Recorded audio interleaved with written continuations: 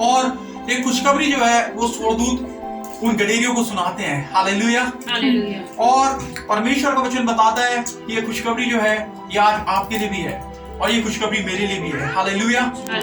ये खुशखबरी जो है ये सभी के लिए है। सबसे पहली बात जो प्रभु यीशु मसीह के आने के बाद इस संसार से कही गई, इस जगत से कही गई थी, वो बात ये है कि डरो मत। हालेलुया। परमेश्वर कहते हैं कि आप डरो मत। तुम्हारे जीवन में जो कुछ भी हो रहा है तुम्हें डरने की जरूरत नहीं है, तुम्हें परेशान होने की जरूरत नहीं है, तुम्हें घबराने की जरूरत नहीं है। क्यों? क्योंकि एक परमेश्वर है जो इस दुनिया में तुम्हारे लिए आया है, तुम्हारे कष्टों को दूर करने के लिए, तुम्हारी परेशानियों को दूर करने के लिए, तुम्हारी बीमारियों को चंगा करने के लिए, तुम्हें छुटकारा देने के लिए, उद्धार देने के लिए, तुम्हारे पापों को क्षमा करने के लिए, तुम्हारे जीवन में बदलाव को लाने के लिए।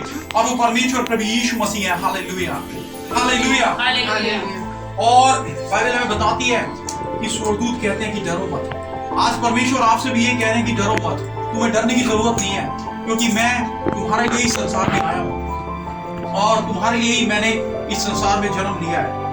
और ये जो खुशखबरी है आज इस संसार के सभी लोगों के लिए है, आपके लिए भी है, मेरे लिए भी है और इस दुनिया के सभी लोगों के लिए है कि परमेश्वर जो है इस संसार में सभी लोगों के लिए आए हैं। बाइबल में बताती है कि यशायाह भविष्यवक्ता जो परमेश्वर का एक भविष्यवक्ता था, उसने प्रभु यीशु मसीह के जन्म लेने से 600 साल पहले ये भविष्यवाणी कर दी थी कि एक बालक जो है वो बालक उत्पन्न होगा और वो बालक जो है उसका नाम इमानुएल रखा जाएगा। उसका नाम इमानुएल होगा। इमानुएल जिसका अर्थ है कि परमेश्वर हमारे साथ है। हालेलुया। हालेलुया। इमानुएल जिसका अर्थ है कि परमेश्वर हमारे साथ है। क्यों?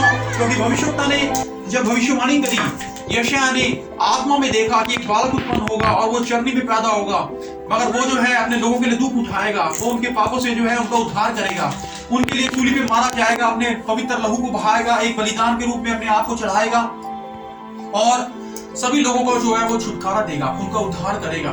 और वो कोई साधारण बालक नहीं होगा, वो स्वयं परमेश्वर होंगे जो कि मनुष्य के रूप में आएंगे। हालेलुया। हालेलुया। और जो यशायाह भविष्यवक्ता था, जब उसने ये भविष्यवाणी की तो आत्मा में सब कुछ देख लिया और ये जान लिया कि वो कोई साधारण बालक नहीं होगा, वो स्वयं परमेश्वर होंगे। और 600 साल पहले इसने ये भविष्यवाणी कर दी थी कि परमेश्वर जो है वो इस दुनिया में आएंगे। आज प्रभु यीशु मसीह जब इस दुनिया में आए हैं तो आपके दिल में खुशी है, इस संसार के लोगों के दिल में खुशी है। क्यों? क्योंकि प्रभु यीशु मसीह जो है वो हमें छुटकारा देने के लिए आए हैं। हालेलुया। हालेलुया। प्रभु यीशु मसीह जो है आज आपको उनसे कहना है कि परमेश्वर आप मेरे हृदय में जन्म लो, आप मेरे दिल के अंदर जन्म लो, आप मेरे जीवन में जो भी मरी हुई परिस्थितियां हैं उन्हें आप जिंदा कर दो, मेरे परिवार के साथ जो मेरे रिश्ते हैं उन्हें आप जीवित कर दो, मेरे जो शरीर मर रहा है इसके अंदर जो बीमारियां हैं इन बीमारियों को दूर कर दो। आज आप मेरे शरीर को फिर से जीवित कर दो, मेरी आत्मा को फिर से जीवित कर दो, मेरे हृदय को फिर से नया कर दो, मेरे जीवन को फिर से नया कर दो, मेरे रिश्तों को फिर से नया कर दो। और आज हमें प्रभु यीशु मसीह से कहना है कि आप हमारे हृदय के अंदर जन्म लो। हालेलुया। हालेलुया। परमेश्वर से हमें कहना है कि आप हमारे हृदय के अंदर जन्म लो, हमारे दिल के अंदर जन्म लो। और परमेश्वर जो है वो आपकी प्रार्थना को सुनेंगे, परमेश्वर आपकी प्रार्थना को उत्तर देंगे, परमेश्वर आपके हृदय में आएंगे, परमेश्वर जो है वो आपके घर के अंदर भी आएंगे और आपके पास आएंगे, आपके पास बैठेंगे और आपके साथ बातें करेंगे। हालेलुया। हालेलुया। और बाइबल हमें बताती है कि जब प्रभु यीशु मसीह का जन्म हुआ तो आकाश में एक तारा जो है वो तारा दिखाई दिया और जो ज्ञानी लोग थे, बुद्धिमान लोग थे, वो उस तारे का पीछा करते हैं और वो उस तारे का पीछा करके जाते हैं, क्योंकि वो कहते हैं कि अगर इस तारे का जन्म हुआ है आज इस संसार में, इस तारे का जन्म हुआ है तो इस तारे के साथ साथ एक उद्धारकर्ता का भी जन्म हुआ है। हालेलुया। हालेलुया।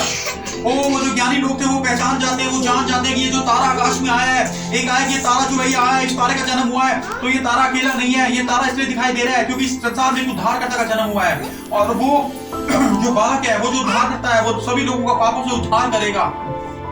इसलिए वो बुद्धिमान लोग जो है, वो ज्ञानी लोग जो है, वो जाते हैं उस तारे का पीछा करते हैं और जाके प्रभु यीशु मसीह के दर्शन करते हैं और परमेश्वर को जो है वो भेंट चढ़ाते हैं, परमेश्वर के आगे दंडवत करते हैं, परमेश्वर को जो है झुक के प्रणाम करते हैं। हालेलुया।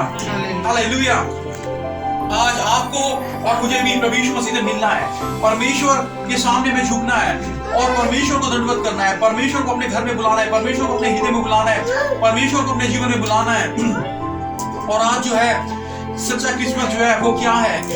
हम नए कपड़े पहने, हम केक को खाएं, हम अपने घर को सजाएं, ये सच्चा क्रिसमस नहीं है मेरे अजीजों। आज केक के लिए हमारे हृदय में जगह है, नए कपड़ों के लिए हमारे हृदय में जगह है, और साज सजावट के लिए हमारे हृदय में जगह है, मगर परमेश्वर के लिए जो है वो हमारे हृदय में जगह नहीं है। आज सच्चा क्रिसमस ये है कि हमें प्रभु यीशु मसीह को अपने हृदय के अंदर बुलाना है। Hallelujah, hallelujah. उस दिन उस घर के अंदर जो है वो सच्चा क्रिसमस मनाया गया, जब वो ज्ञानी लोग, ज्ञानवान लोग जो है, बुद्धिमान लोग जो है, वो प्रभु यीशु मसीह के दर्शन करने के लिए आए। आज हमें भी सच्चा क्रिसमस मनाना है। कैसे? हमें उस परमेश्वर की आराधना करनी है, उसके पवित्र नाम को लेना है, उसकी स्तुति करनी है, परमेश्वर के पास जाना है और परमेश्वर के वचन को पढ़ना है, परमेश्वर के चरणों में बैठ के उनके मुख को देखना है। यही एक सच्चा क्रिसमस है, क्योंकि बाइबल बताती है कि वो बहुत बुद्धिमान थे। वो जो ज्ञानी थे, वो ज्ञानी थे, बुद्धिमान थे, उनके पास धन था, पैसा था, नाम था, फिर उन्हें क्या जरूरत थी कि वो प्रभु यीशु मसीह से मिलने के लिए जाएं? क्या जरूरत थी कि वो प्रभु यीशु मसीह के दर्शन करने के लिए जाएं? क्योंकि मेरे अजीजों, वो जो बुद्धिमान थे, वो जो ज्ञानी थे, वो जानते थे कि चाहे हमारे पास धन हो, पैसा हो, हमारे पास नाम हो, शोहरत हो, मगर जब तक हम अपने जीवन देने वाले से नहीं मिलेंगे, उद्धारकर्ता से नहीं मिलेंगे, तो हमारा जीवन जो है वो व्यर्थ है। Hallelujah, hallelujah. आज मनुष्य के पास चाहे बुद्धि हो, चाहे पैसा हो, धन हो, संपत्ति हो, गाड़ी हो, बड़ा घर हो, चाहे उसके पास नाम हो, शोहरत हो, मगर अगर वो अपने जीवन देने वाले से नहीं मिलता, अपने उद्धार करने वाले परमेश्वर को नहीं जानता, उस परमेश्वर के दर्शन नहीं करता, प्रभु यीशु मसीह के पास नहीं आता, तो उस मनुष्य का जीवन जो है वो व्यर्थ है। क्यों? क्योंकि परमेश्वर जो है वो हमें जीवन देने के लिए आए हैं। Hallelujah, hallelujah.